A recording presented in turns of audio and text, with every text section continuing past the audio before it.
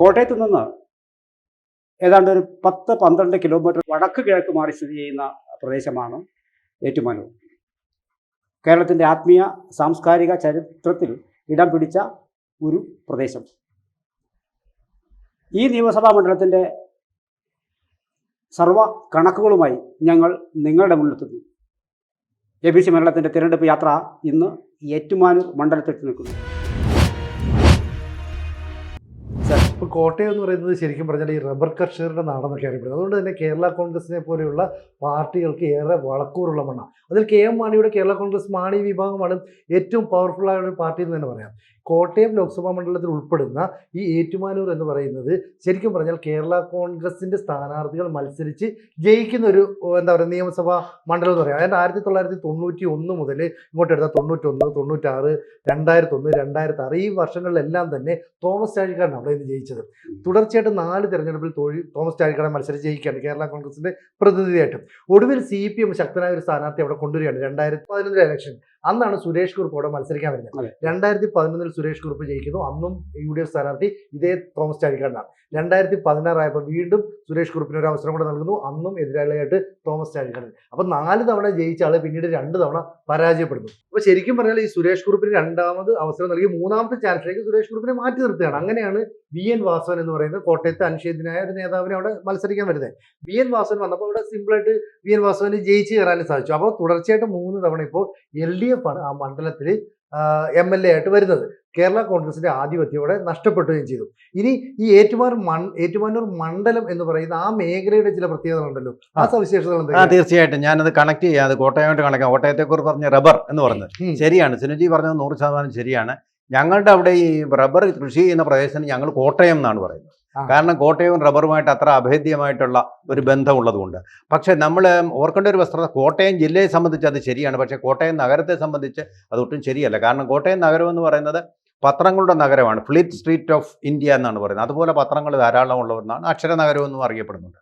എന്തായാലും ശരി, കോട്ടയത്തിൽ നിന്ന് 10 കിലോമീറ്റർ അകലെയായിട്ടുള്ള നമ്മുടെ SH ഉള്ള സ്റ്റേറ്റ് ഹൈവേയിൽപ്പെട്ട ഒരു ചെറു പട്ടണമാണ് ഈ ഏറ്റുമാനൂർ. ഇത് കൃഷി സ്ഥലങ്ങളൊന്നുമില്ല.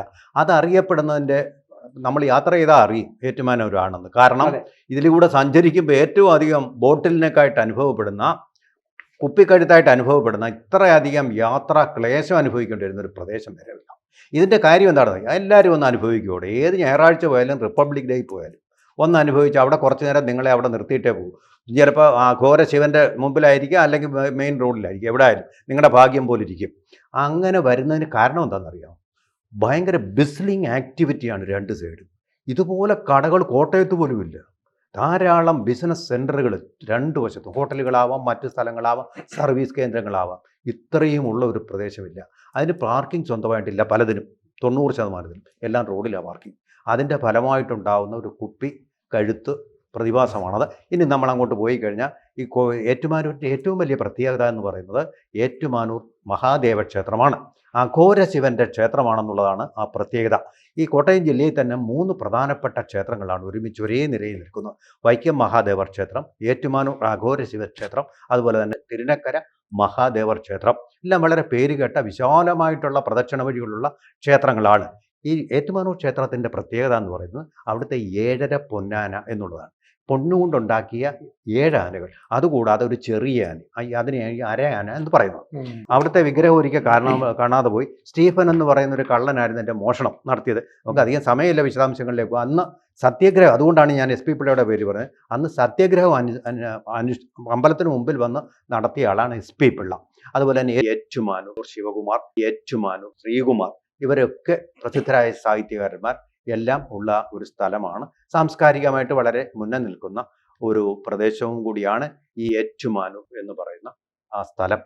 പക്ഷേ നമുക്ക് നിയമസഭാ കണക്കുകളിലേക്ക് നമുക്ക് 2 കണക്ക് മാത്രം എടുക്കാം. അതായത് 2016 2021 മാത്രം എടുത്തു കഴിഞ്ഞാൽ 2016 ഈ ഞാൻ നേരത്തെ പറഞ്ഞ പോലെ കേരള കോൺഗ്രസ് മാണി വിഭാഗത്തിന്റെ കുത്തകയായിരുന്ന ഈ സീറ്റിലേക്ക് സുരേഷ് കുറുപ്പിനെ മത്സരിക്കാനായിട്ട് കൊണ്ടുവരുന്നു. അന്ന് മൊത്തം 80%-ഓളമാണ് പോളിംഗ് രേഖപ്പെടുത്തിയത്. ഇതിൽ 40.67% വോട്ട് ലഭിച്ചത് സുരേഷ് കുറുപ്പിനാണ്. എന്ന് പറഞ്ഞാൽ ഭൂരിപക്ഷം 8899 വോട്ടിന്. അന്ന് തോമസ് ചാഴിക്കാടൻ ഏതാണ്ട് 44,906 വോട്ട് പിടിക്കുകയും ചെയ്തു. 2021 ഇലക്ഷൻ വന്നപ്പോൾ അന്ന് ഈ പോളിംഗ് ശതമാനം 80-ൽ നിന്ന് 75% കുറയുകയാണ് ചെയ്തത്. ആ 70% കുറഞ്ഞപ്പോൾ അഡ്വക്കേറ്റ് പ്രിൻസ് ലൂക്കോസിന് 43,986 വോട്ട് ലഭിച്ചപ്പോൾ VN വാസവൻ വന്ന 58,289 വോട്ട് ലഭിച്ചു. എന്ന് പറഞ്ഞാൽ 14,300 വോട്ടിന്റെ ഭൂരിപക്ഷം. സുരേഷ് കുറുപ്പിന് ലഭിച്ചതിനേക്കാൾ കൂടുതൽ വോട്ട് VN വാസവൻ ലഭിച്ചു. അപ്പൊ സുരേഷ് കുറുപ്പ് 2 തവണ അവിടെ ജനപ്രതിനിധി ആയെങ്കിലും ഒരു മന്ത്രിസ്ഥാനത്തേക്കൊന്നും അദ്ദേഹം എത്തപ്പെട്ടില്ല. എന്തുകൊണ്ടോ അദ്ദേഹം ഒരു VS അനുഭാവിയാണെന്നൊക്കെയാണ് അന്ന് പറയപ്പെട്ടത്. പിന്നീട് VN വാസവൻ വന്ന ഉടനെ VN വാസവനെ മന്ത്രിയാക്കുകയും ചെയ്തു. അപ്പൊ VN വാസവൻ എന്ന് പറഞ്ഞ പിണറായി വിഭാഗത്തിന്റെ ഒരു ശക്തനായ നേതാവ് കൂടിയായിരുന്നു. അപ്പൊ എന്തായാലും VN വാസവനാണ് ഇപ്പൊ നിലവിൽ അവിടുത്തെ MLA. അതുകൊണ്ട് തന്നെ സ്വാഭാവികമായിട്ടും അടുത്ത മത്സരത്തിൽ ഈ 2026 ഇലക്ഷനിലും VN വാസവൻ തന്നെ അവിടെ മത്സരിച്ചേക്കുമെന്നാണ് പ്രതീക്ഷിക്കപ്പെടുന്നത്. അതിനുള്ള വലിയ മാറ്റങ്ങളൊന്നും ഉണ്ടാകാൻ സാധ്യത. അപ്പോഴും ഇനി കേരള കോൺഗ്രസിന്റെ മാണി വിഭാഗമായിരിക്കില്ല മത്സരിക്കുന്നത് എന്നൊരു പ്രത്യേകത കൂടി സ്വാഭാവികമായിട്ടും ഉണ്ടാകും. കാരണം അവർ LDFിനൊപ്പമാണ് നിൽക്കുന്നത്. ഇനി ആ തിരഞ്ഞെടുപ്പ് എങ്ങനെ ചുറ്റിത്തിരിയുമെന്നതിനെ കുറിച്ച് വലിയ ചർച്ചകളും ആശങ്കകളും ഒക്കെ നിൽക്കുന്നുണ്ട്. ലോക്സഭാ തെരഞ്ഞെടുപ്പിന്റെയും തദ്ദേശ തെരഞ്ഞെടുപ്പിന്റെയും ഒക്കെ കണക്കൂടി എടുത്താലേ നമുക്ക് ആ മണ്ഡലത്തിന്റെ ശരിയായ ഒരു ചിത്രം വ്യക്തമാക്കും. മുമ്പായി പക്ഷേ മുൻകാല വിജയികളെ കുറിച്ചിട്ടൊന്ന്, അതായത് നമ്മൾ ഓർക്കേണ്ട ഒരു കാര്യം, വളരെ ദാരുണമായിട്ടൊരു സംഭവം ഉണ്ടായിട്ടുണ്ട്. രാഷ്ട്രീയ പ്രചാരണത്തിനിടയിൽ അവിടുത്തെ വളരെ പ്രമുഖനായിട്ടും പോപ്പുലറായിട്ടുള്ള ഒരു നേതാവായിട്ടുള്ള ബാബു ചാഴിക്കാടൻ ആകസ്മികമായ ഒരു അന്ത്യം. ഇടിമിന്നലേറ്റാണ്. അധികം ആരും ഈ ഇടിമിന്നലേറ്റ് മരിക്കാറില്ല, തലയിൽ ഇടിവെട്ടി അധികം പേരും മരിക്കാറില്ല. അവൻ അങ്ങനെ രാഷ്ട്രീയക്കാർക്ക് ആഗ്രഹം സംഭവിക്കാറില്ല. കാരണം പുറത്തിറങ്ങുന്നത് തെരഞ്ഞെടുപ്പ് പ്രചാരണമായിരുന്നു. ഒപ്പം രമേശ് ചെന്നിത്തലയൊക്കെ ഉണ്ടായിരുന്നു. രമേശ് ചെന്നിത്തലയുടെ ഉയരക്കുറവ് അദ്ദേഹത്തെ രക്ഷിച്ചു എന്ന് വേണം കരുതാൻ. കാരണം ആകാശത്ത് നിന്ന് വരുന്ന വൈദ്യുതി ആഘാതമാണല്ലോ, അതിൽ പെട്ടില്ല അദ്ദേഹം എന്ന് വേണം പറയാൻ. അതോടുകൂടിയാണ് പിന്നെ അദ്ദേഹത്തിന്റെ അനിയനായിട്ടുള്ള തോമസ് ചാഴിക്കാടൻ അവസരം കിട്ടിയത്. അദ്ദേഹം രാഷ്ട്രീയത്തിൽ ഒരു നക്ഷത്ര ശോഭയായിട്ട് കുതിച്ചുയരുകയും ചെയ്തിട്ടുണ്ട്. അങ്ങനെയുള്ളൊരു മണ്ഡലമാണ് അവിടെ പേരെടുത്തു പറയേണ്ട ഒരു പേരെന്ന് പറഞ്ഞാൽ ജോസഫ് പൊടിപ്പാറുന്ന പ്രകടനം നിയമസഭയിൽ കാഴ്ചവെച്ചിട്ടുള്ള ഒരാൾ. ഈ നിയമസഭയിൽ മാത്രമല്ല ഇദ്ദേഹം ഇത് കാഴ്ചവെച്ചത്, അദ്ദേഹത്തിൻ്റെ വീട്ടിലൊന്ന് പോയി കാണണം കേട്ടോ. അവിടെ ഇല്ലാത്ത കൃഷികളില്ല, സകലമാന കൃഷികൾ. PJ ജോസഫ് കുറച്ചൊക്കെ ഇപ്പോൾ ആ കൃഷി അനുകരിക്കുന്നുണ്ട്. ആ രീതിയിലുള്ള കൃഷികളും ഒക്കെ നടത്തിയിരുന്ന ഗംഭീരനായിട്ടൊരു വ്യക്തിയാണത് അദ്ദേഹം. അതുപോലെ പൊടിവാറുന്ന പ്രകടനങ്ങൾ തന്നെയാണ് നിയമസഭയിലെന്ന് മാത്രമല്ല പ്രസംഗവേദികളിലും കാഴ്ചവെച്ച നല്ല ഒരു സ്റ്റേച്ചറുള്ള ഒരു വ്യക്തിത്വമായിരുന്നു. ഈ പേരൊക്കെ കേട്ട കിടിലമാണ്. അന്നത്തെ കാലത്ത് ഞങ്ങൾ കുട്ടികൾ പോലും രോമാഞ്ചം കൊള്ളുന്ന പേരുകളാണ്. ജോസഫ് പൊടിപ്പാറ. പേരിന് തന്നെ ഒരു ഗാംഭീര്യമുണ്ട്. ആ ഗാംഭീര്യം അദ്ദേഹത്തിൻ്റെ എല്ലാ പ്രകടനങ്ങളിലും ഉണ്ടായിരുന്ന ഒരു വ്യക്തിയാണ് ജോസഫ് പൊടിപ്പാറ. ഐഡൻറ്റിഫൈ ചെയ്യപ്പെട്ടിരുന്നു ഏറ്റുമാനൂരുമായിട്ട് ആദ്യകാലത്ത്. പിന്നീട് കാലത്ത് PBR പിള്ള കുറച്ചു കാലം അവിടെ ശോഭിച്ചിരുന്നു. EJ ലൂക്കോസ് അറിയപ്പെടുന്ന പോപ്പുലറായിട്ടൊരു ലീഡറായിരുന്നു. പിന്നെയാണ് നമ്മൾ തോമസ് ചാഴിക്കാടനിലേക്ക് വരുന്നത്. സുരേഷ് കുറുപ്പ് ഏറ്റവും പോപ്പുലറായിട്ടുള്ള അങ്ങ് പറഞ്ഞ കാര്യം. ഇപ്പോൾ ഞാൻ സുരേഷ് കുറുപ്പിനോട് ചോദിച്ചു, എന്താണ് ഈ പാർട്ടിയിൽ നിന്നൊക്കെ അങ്ങ് പിൻവാങ്ങുന്നത്? ഒരു കല്യാണത്തിന് ഞങ്ങൾ കണ്ടപ്പോൾ ഒന്ന് ചോദിച്ചത്. അത് സൗമ്യനായ വ്യക്തിയാണ് അദ്ദേഹം, ദേഷ്യപ്പെടില്ല, നിങ്ങൾക്ക് എന്ത് വേണോ അറിഞ്ഞിട്ട് അങ്ങനെയൊന്നും ചോദിക്കില്ല. പുള്ളി പറഞ്ഞത് തന്നെയല്ല, ഞങ്ങളുടെ അടുത്തൊരു അകന്നൊരു ബന്ധുവും കൂടിയാണ്. അദ്ദേഹം പറഞ്ഞത് കുറേ ആയി രാഷ്ട്രീയം, വിദ്യാർത്ഥി രാഷ്ട്രീയം, MG യൂണിവേഴ്സിറ്റി ചെയർമാനായിരുന്നല്ലോ അദ്ദേഹം. കുറേ നാളായി മടുത്തു, ഇനിയും പുതിയ ആൾക്കാരൊക്കെ വരട്ടെ എന്നുള്ളൂ. ഇപ്പോഴും അദ്ദേഹത്തെ കണ്ട ചെറുപ്പക്കാരനെ പോലെ തോന്നുമെങ്കിലും ആ ഒരു മടുപ്പ് അദ്ദേഹത്തിന്, രാഷ്ട്രീയത്തോടൊരു വിരക്തി വന്നിട്ടുണ്ട്. ഈ പറഞ്ഞ പോലെ VS അച്യുതാനന്ദനെ എതിർക്കാതിരുന്ന ഒരു വ്യക്തി കൂടിയായിരുന്നു അദ്ദേഹം എന്നുള്ളതാണ് ഞാൻ രാഷ്ട്രീയമായിട്ട് അവിടെ മനസ്സിലാക്കുന്നത്. പിന്നെ മറ്റൊരാളുടെ പേര് നമ്മൾ ഒന്ന് പരാമർശിക്കാതെ പോകുന്നത് ശരിയല്ല, വൈക്കം വിശ്വൻ. ഇപ്പോൾ വൈക്കം വിശ്വൻ ഇതുമായിട്ട് വളരെ ബന്ധപ്പെട്ട ആൾ. വൈക്കം എന്നാണ് പേരെങ്കിലും അദ്ദേഹം ഏറ്റുമാനിൽ തന്നെ ഏറെക്കാലം ഉണ്ടായിരുന്നു. അദ്ദേഹം ഇപ്പോൾ താമസിക്കുന്നത് കോട്ടയം നഗരത്തിൽ. ഇപ്പോഴും അദ്ദേഹം സ്വസ്ഥമായിട്ട് താമസിക്കുന്നു, വിശ്രമ ജീവിതം നയിക്കുന്നു. ഈ പിണറായി വിജയനെയൊക്കെ പോലെ തന്നെ ഒരു കരുത്തനായ വിദ്യാർത്ഥി, സൗമ്യനും നല്ല പ്രാസംഗികനുമായിരുന്നു, വളരെ സൗമ്യനായിട്ട് കൺവീനറായിട്ട് എത്രയോ കാലം ചിരിച്ചുകൊണ്ട് മാത്രം സംസാരിക്കുന്ന ഒരു വ്യക്തിത്വം. വളരെ സംഘർഷങ്ങളിൽ കൂടി പിന്നെ പാർട്ടിയിൽ ഉയർന്നു വന്ന ഒരു നേതാവാണ്, മുൻനിര നേതാവാണ്. സാധാരണക്കാർക്ക് വേണ്ടി ഒരുപാട് പോരാട്ടങ്ങൾ നടത്തിയിട്ടുള്ള നേതാവാണ്. അപ്പോൾ ഇതാണ് നമ്മുടെ നിയമസഭാ മണ്ഡലങ്ങളുടെ വിജയികളുടെ ചരിത്രം. ഇനി നമുക്ക് ലോക്കൽ ബോഡി ഇലക്ഷൻസിലേക്ക് വന്നു കഴിഞ്ഞാൽ ഏറ്റുമാനൂര് UDFന് ഏറ്റവും കൂടുതൽ നടന്ന തിരഞ്ഞെടുപ്പാണ്. 48,651 വോട്ടുകളാണ് UDFന് ഏറ്റുമാനൂരിൽ ലഭിച്ചത്. 47,320 വോട്ടുകൾ LDFന്, 12,949 മാത്രമാണ് പിന്നെ BJPക്ക് ലഭിച്ചത്. നമുക്ക് അതിനിടയിൽ മറ്റൊരു കാര്യം കൂടി സൂചിപ്പിക്കാനുണ്ട്.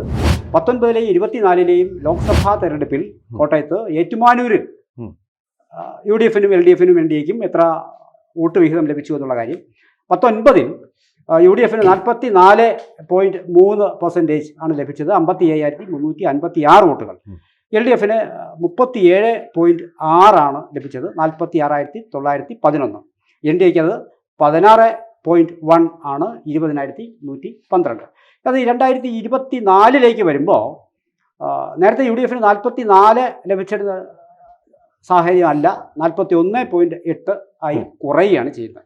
LDF 37 നിന്ന് 33 അവരും കുറഞ്ഞു, 33.3 മാറി, 37,261. അവിടെ സംഭവിച്ചത് അവർക്ക് രണ്ടുപേർക്കും 24 എത്തുമ്പോൾ കുറവ് വന്നിട്ടുണ്ടോ എങ്കിൽ NDAക്ക് 2019 ലഭിച്ച 16.1 എന്ന് പറയുന്നത് 21.8 മാറിയിട്ടുള്ളതാണ്. അവർക്കത് വോട്ട് വിഹിതം വർദ്ധിക്കുകയാണ് ചെയ്യുന്നത്. അതാണ് ഇവിടെ കുറഞ്ഞ വോട്ട് നേരെ അവിടെ പോയി വീണതായി കാണാം. ഇതാണ് ചുരുക്കത്തിൽ ഏറ്റുമാനൂരിന്റെ അവസ്ഥ. സാർ, എന്തെങ്കിലും കൂട്ടിച്ചേർക്കാനുള്ള നമ്മളൊരു ഓർക്കേണ്ട കാര്യം, വൈക്കം വിശ്വൻ 1980 ഇവിടെ മത്സരിച്ചത്. അവിടെ മണ്ഡലത്തിലെ ഏറ്റവും കുറഞ്ഞ, ഇത്രയും പോപ്പുലർ ആയിട്ടുള്ള ഒരാൾ ഏറ്റവും കുറഞ്ഞ ഭൂരിപക്ഷത്തിലാണ് അവിടെ ജയിച്ചത്. പിന്നെ അവിടെ 374. അങ്ങനെ കേസൊന്നും ആരും പോയില്ല, കാരണം സൗമ്യനായ ഒരു വ്യക്തിയാണല്ലോ അദ്ദേഹം. കേസൊന്നും പോയില്ല, അദ്ദേഹത്തിൻ്റെ റീറ്റെയിൻ ചെയ്തു മണ്ഡലം. എന്തായാലും വൈക്കം വിശ്വനെ ഓർക്കാതെ തീർച്ചയായിട്ടും ഏറ്റുമാനൂരിൻ്റെ ഈ നിയമസഭാ ചരിത്രം നമുക്ക് ഓർക്കാൻ പറ്റുകയില്ല. വിശ്രമം ജീവിതം നയിക്കുന്നു, രാഷ്ട്രീയത്തിൽ നിന്ന് തന്നെ വിശ്രമം ലീവ് എടുത്തിരിക്കുകയാണ്.